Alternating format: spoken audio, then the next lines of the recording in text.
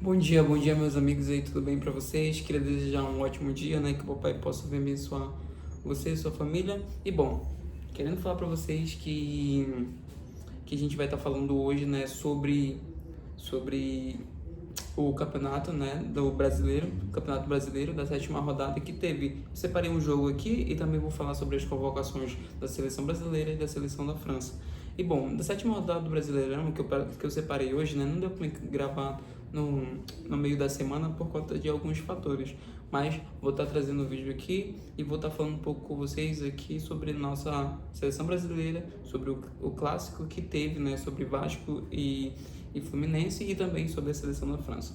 Bom, mas antes da gente começar, queria falar para vocês que tem alguns amigos aqui que estão trabalhando com assistência técnica, né? O nome dele é Garrido, vou estar deixando o contato dele aqui na descrição do vídeo. Ele trabalha como assistência técnica, né? Montando e ajeitando celulares. E vou estar falando para vocês também de alguns outros amigos, né? Que têm algum trabalho assim, né? E eu gosto de estar fazendo isso. Eu acho que é uma maneira de estar ajudando pessoas assim que são meus amigos, né? Então não tem outra coisa melhor. Possa ser que vá alguém ou não vá, né? Mas gosto de estar fazendo aqui a minha parte, que é estar ajudando. O nome dele é Jackson Garrido e vou estar deixando aqui na descrição abaixo que ele trabalha com troca de tela, com reparos, né, de celulares. Ele está montando sua assistência técnica. Bom, mas falando um pouco, dando continuidade, né, queria falar para vocês que o jogo do Vasco e Fluminense pela sétima rodada do Brasileirão foi um jogo assim que no primeiro tempo o Fluminense ele foi bem dominante. Foi um jogo assim no qual a gente já encaminhava a vitória do Fluminense. Mas se a gente olhar o retrospecto do Vasco, o Vasco ele tem que ter feito muito isso que é muitas das vezes virar o jogo, né? Virar o jogo. Muitas das vezes ele começa perdendo, começa com um passe de bola muito pouco e acaba que no final ele acaba se recuperando de uma tal forma que talvez ele ache que até, assim, os meus amigos que são torcedores vascaínos ficam sem acreditar, que é pura emoção.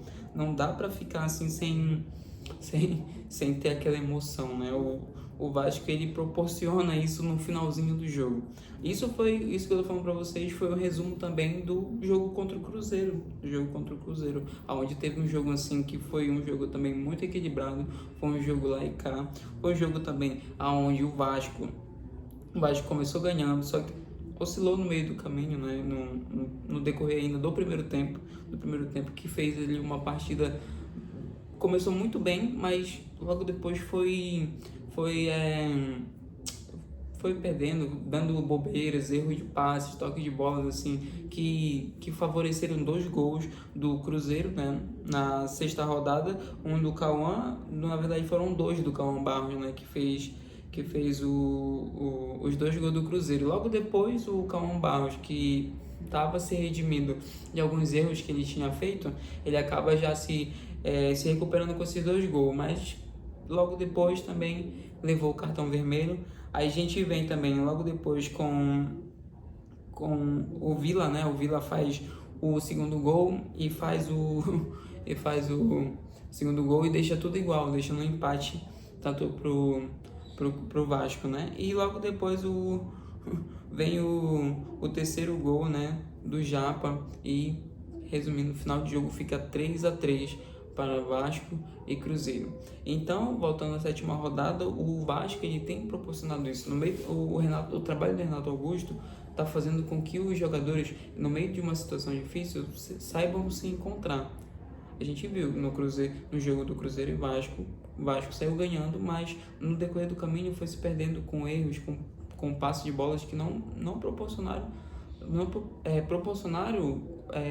o adversário que fez dois gols, né, o Cauã Barros. Mas aí, na volta do segundo tempo, eu acho que teve sim aquela conversa que o Renato Augusto sempre faz com os jogadores, mas de uma forma assim que a gente possa estar mais atento, né? No jogo dentro do clássico entre Fluminense e Vasco, ele viu o quanto que o Vasco estava tendo o passe de bola muito ruim, estava tendo um passe de bola muito abaixo do esperado. Então, assim, foram detalhes, né? Eu acho que assim, são detalhes que o Vasco acaba levando gol ou tomando gol. Às vezes sai na frente, sim, sai, mas só que por bobeiras acaba tendo, tendo, tendo que se encontrar no meio do caminho, né? Tava vendo aqui e acabei de ver aqui que o primeiro tempo, né, do Vasco foi bem abaixo, né? Foi bem abaixo. Tanto que, assim, o passe de bola foi 50% para cada. Foi um jogo, assim, que o passe de bola foi bem equilibrado. Mas a gente vê as finalizações do Fluminense no primeiro tempo foi o que mais finalizou. A gente via, quem acompanhou o jogo, né, viu que o Renato Augusto estava muito irritado com essa situação das finalizações, não tinha jogadores que chutassem, pelo menos de fora da área, para o gol. Então o Renato Augusto, a gente viu, né, para quem assistiu o jogo sabe que o Renato Augusto estava muito irritado no primeiro tempo. Que não, ele viu que sua equipe não estava fazendo um bom trabalho. E logo depois, né, a gente vem aqui, são 8 finalizações do Fluminense contra só apenas 5 do Vasco, né? Mas aqui a gente vai para o segundo tempo, o passe de bola já muda totalmente. O Vasco já vem mais equilibrado, vem já com, eu acho que esse golzinho ainda, né, no primeiro tempo fez com que os jogadores do Vasco pudessem sim, né, buscar um empate. E bom, veio o segundo gol, né, e também as finalizações do Vasco já foram bem mais altas, né, foram bem mais altas do que o do Fluminense. A partida terminou do segundo tempo com 11 finalizações do Vasco contra apenas 6 do Fluminense. Então a gente vê uma diferença que é absurda no segundo tempo, né? Teve sim suas substituições. A gente vai falar também do Thiago, né? Que o Thiago ali é um meio-campista. É um meio-campista que está muito acima da média. No meu ponto de vista, o Thiago é um dos melhores meio-campistas que está tendo, né? Temos outros jogadores, sim, meio-campistas que estão em alta qualidade, temos, mas o Thiago, o que ele está fazendo no Vasco é uma coisa assim absurda. O Thiago tem levado em média assim de pontuação em outros aplicativos de esporte 8, 8,5, 9, 9,5. Então isso assim, não sou eu que estou falando que ele é o melhor, mas sim é meu ponto de vista e analisando tudo que favorece, né? Tudo que indica que sim, se ele talvez para você ele não seja o melhor, ele está se encaminhando para isso, porque o que ele faz dentro no meio campo do Vasco é uma coisa assim absurda.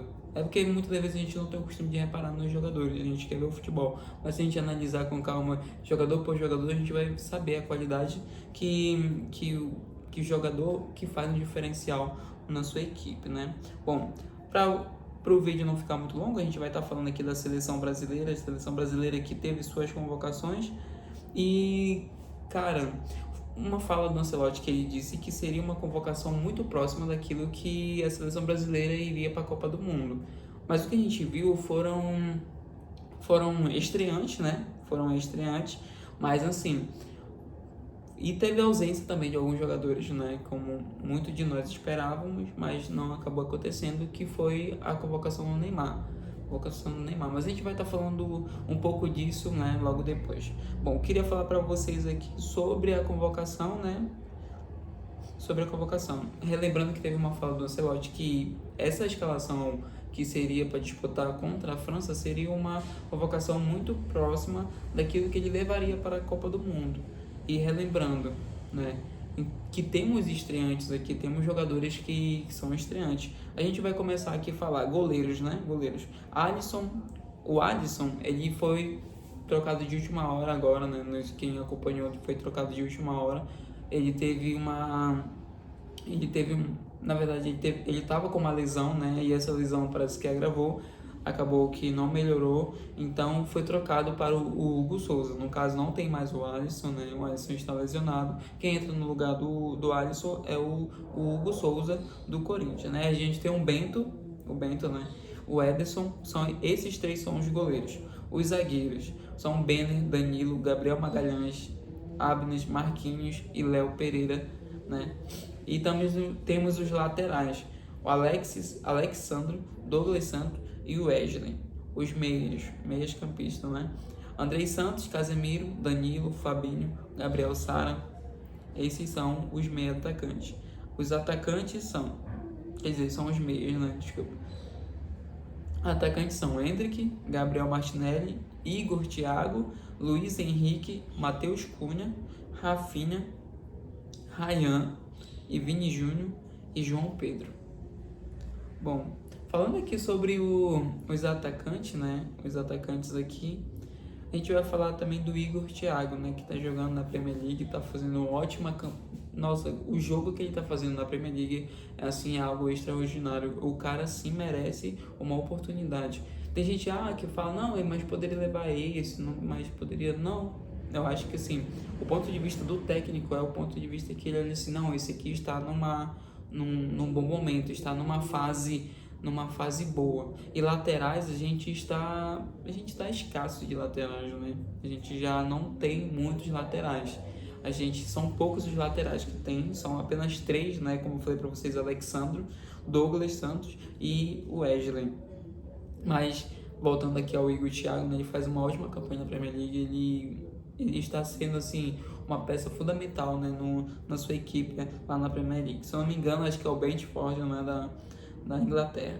A gente vai falar aqui também do Endrick, né, do Endrick, que teve aí essa mudança do Real Madrid, foi jogar no Lyon por empréstimo. A gente sabe que para quem acompanha o Endrick, né, sabe que ele passou por um momento assim difícil que eu posso dizer, com um jogador da idade do Endrick, né, jovem ainda, quer começar jogando, quer começar estreando, só que no Real Madrid também tem essa dificuldade, né, são muitas possibilidades que o Real Madrid tem, né, de jogadores assim extremamente muito acima da média, e Endrick acabou ficando de lado, né, ficando no banco. Mas Endrick faz essa movimentação absurda, né? Vai pro Lyon, e lá no Lyon, quem está acompanhando os jogos do Lyon sabe que o Endrick está destruindo, né? Está fazendo de tudo. E foi merecido, né? Foi merecido porque foi uma movimentação assim que o Endrick falou, não, cara, se eu continuar aqui, não vou ser convocado, não vou estar fazendo. Muitos jogadores poderiam ficar sem problema algum, porque está no maior clube do mundo, que é num dos maiores clubes do mundo, que é o Real Madrid, e ficar no banco de boa. Só que o Endrick não, o Endrick queria jogar, queria mostrar a sua qualidade, queria mostrar a sua capacidade, e foi uma convocação assim bem assim merecida, né? Claro que todos são merecidas, né? Mas a do Endrick foi uma das que, assim, para quem acompanha, sabe que o Endrick merecia muito, né? E a gente vai falar também aqui do Rafinha, né? O Rafinha que tá jogando pelo Barcelona, tá disputando a Champions League, tá na liderança da La Liga, né? Pela equipe do Barcelona. A gente sabe que o Rafinha também é um jogador fundamental, um jogador assim que participa, né? No jogo da Champions League que o Barcelona enfrentou um time, não tô lembrado muito bem qual foi o time. Rafinha foi 7-2. Dos 7, o Rafinha participou de 6. Vou repetir para vocês, ele participou de 6 lances para gol, e ele marcou 2. E aí você pensa, a seleção brasileira, ela está bem servida. Só que muitas vezes a gente não sabe o que acontece com alguns jogadores, que quando vai, às vezes, passe bobos, acabam errando. Mas isso não vem ao caso, né? A gente vai estar aqui fazendo a nossa parte, torcer, dar aquele apoio, aquela força. E a gente vai falar também do Vini Júnior. O Vini Júnior que está destruindo, né, no Real Madrid. No jogo pela Champions League do último jogo, o Vinícius Júnior estava apenas ele. Tava ele, assim, dos principais, né? Tava ele. Não tinha Bellingham, não tinha Mbappé, não tinha Vinícius Júnior. Ele e o Valverde foram assim foram os dois que fizeram com que o Manchester City ficasse ali na roda. Foram 3-0 no Santiago Bernabéu e 2-0, se eu não estou me enganado, acho que foi 2-0 contra o Manchester City jogando na Inglaterra. E bom, esse foi o vídeo de hoje, né? Que eu espero que você tenha gostado e que o Papai do Céu possa abençoar vocês, tá bom? Muito obrigado e tchau, tchau.